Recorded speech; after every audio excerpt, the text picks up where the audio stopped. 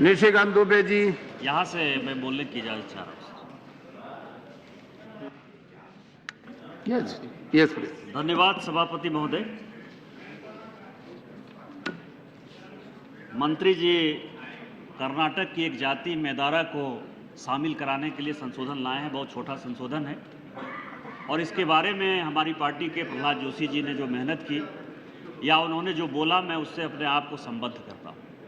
लेकिन अभी जितनी चर्चा हुई, शैलेंद्र जी बोल रहे थे, धनंजय जी बोल रहे थे, रघुवंश बाबू बोल रहे थे या उधर से हेगड़े जी बोल रहे थे, सारे लोगों का एक ही कंसर्न ये है कि जिस तरह से ये देश आगे चल रहा है, आज़ादी के बाद कल हमने 60वां अपना साल मनाया है और अलग अलग कानून या अलग अलग चीज़ें बढ़ रही हैं। ये पथिक की तरह जो है ये प्रजातंत्र भी चल रहा है। जिस तरह से हमने डायरेक्ट टैक्स कोड बनाया, 1961 का जो बिल था उसको पूरा का पूरा बदल दिया। 1956 का जो कंपनी लॉ था उसको पूरा का पूरा बदल दिया। हमारी स्टैंडिंग कमेटी उसको देख रही है। और टैक्स का जो है जनरल सेल्स टैक्स जो है, एक्साइज टैक्स जो है, उसके लिए जीएसटी का एक अलग कानून आ रहा है। हम आर्थिक क्षेत्र में जिस तरह से अपना बढ़ाव देख रहे हैं, जिस तरह से कानून बदलने की आवश्यकता हो रही है, कानून बदल रहे हैं, तो स्टैंडिंग कमेटी के जो रिकमेंडेशन हैं या इस देश में सारे मेंबर ऑफ पार्लियामेंट के जो रिकमेंडेशन हैं या जो राज्य सरकार के रिकमेंडेशन हैं, उसमें अन्य जातियों को जोड़ने के लिए एक अलग आयोग बनाइए। और अलग आयोग बनाने के पीछे जो रीज़न है वो आपको स्पष्ट तौर पर चारों तरफ दिखाई देती है कि ये कंसर्न है। क्योंकि आप यदि देखेंगे तो समाज जो है दो चीज़ों से चलता है। समाज में क्या है कि समाज की जो परस्परता है, एकजुटता है, यूनिटी है, वो दो चीज़ों पर है।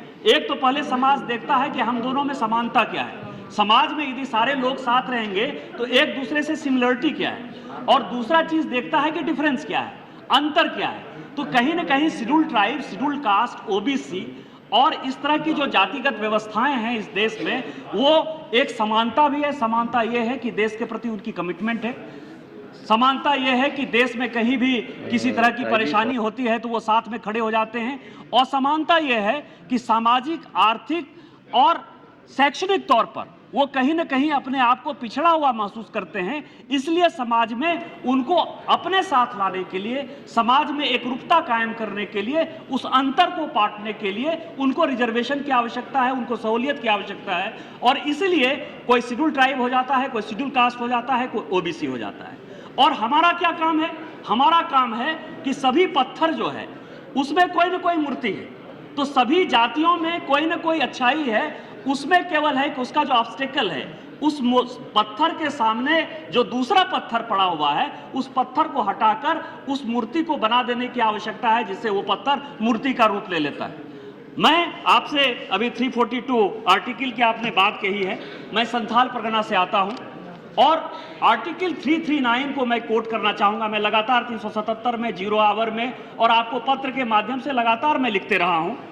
339 ये कह रहा है कि the president may at any time and shall at the experience of 10 years from the commencement of this constitution by order appoint a commission to report on the administration of the scheduled areas and the welfare of the scheduled tribes in the states.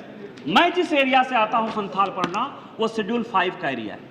6 जिले हैं उसमें, दुमका है, देवघर है, गोड्डा है, पाकुड़ है, साहबगंज है और जामताड़ा है।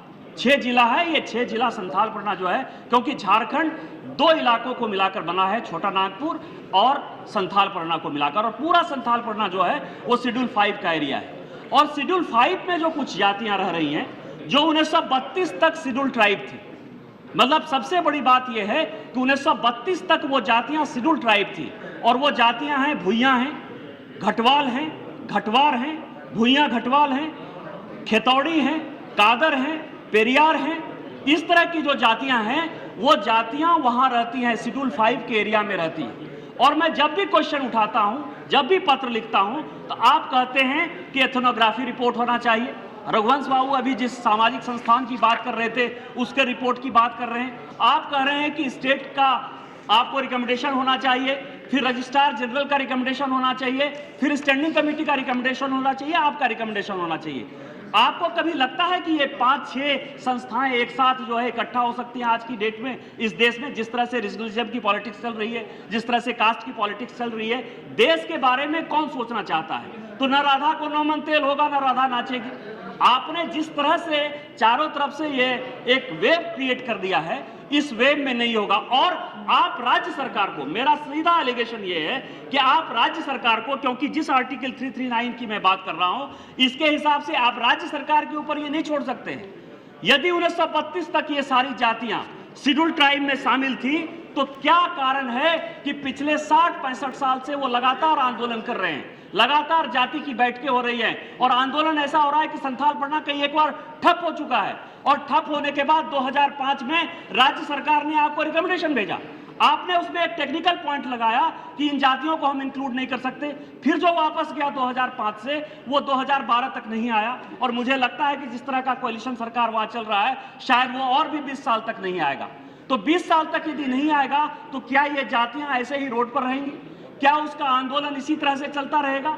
और यदि चलता रहेगा, तो जो ये सारे मेंबर ऑफ पार्लियामेंट, चाहे धनंजय जी बोल रहे हो, रघुवंश बाबू बोल रहे हो, शैलेंद्र जी बोल रहे हो, क्या सरकार इसके बारे में सोचने के लिए कोई न कोई कमीशन बना रही है, आयोग बना रही है? इसका जवाब चाहिए, क्योंकि ये जो समाज है, समाज इस तरह से चलता है कि हम राजा हैं। यदि आज मेंबर ऑफ पार्लियामेंट बने हैं, आप मंत्री हैं, आप बड़े ईमानदार मंत्री हैं, तो रहीमन की एक दोहा है कि रहीमन वे नर मर चुके जे कहीं मांगन जाई, उनते पहले वे मुए जिन मुख निकसत नाही। तो शायद यदि आपके मुख से नहीं निकलता है, तो वो तो रोज मर रहे हैं, वो अपने अधिकारों की लड़ाई के लिए रोज मर रहे हैं। कोई उनकी आवाज यहां पहुंचाने वाला नहीं है। कोई मेंबर ऑफ पार्लियामेंट आज तक उन जातियों से नहीं आया है। भगवान करे कि शायद कोई मेंबर ऑफ पार्लियामेंट आ जाए, तो शायद आपको अपनी बातें स्पष्टता के साथ वो बता सकते हैं। इसी तरह से मेरे मित्र गणेश सिंह जी कह रहे हैं कि कई एक मध्य प्रदेश की जातियां हैं, मांडी है, केवट है, मल्लाह है, और इस तरह की जो जातियां हैं, इन जातियों में अलग अलग प्रदेश के अलग अलग जातियां हैं, और राज्य ने रिकमेंड भी किया है। तो आप सारे जातियों का एक कमीशन बनाइए, जो जातियां 1932 तक, 1925 तक शेड्यूल ट्राइब में थी, या जिनका डिमांड आ रहा है, इसके आधार पर एक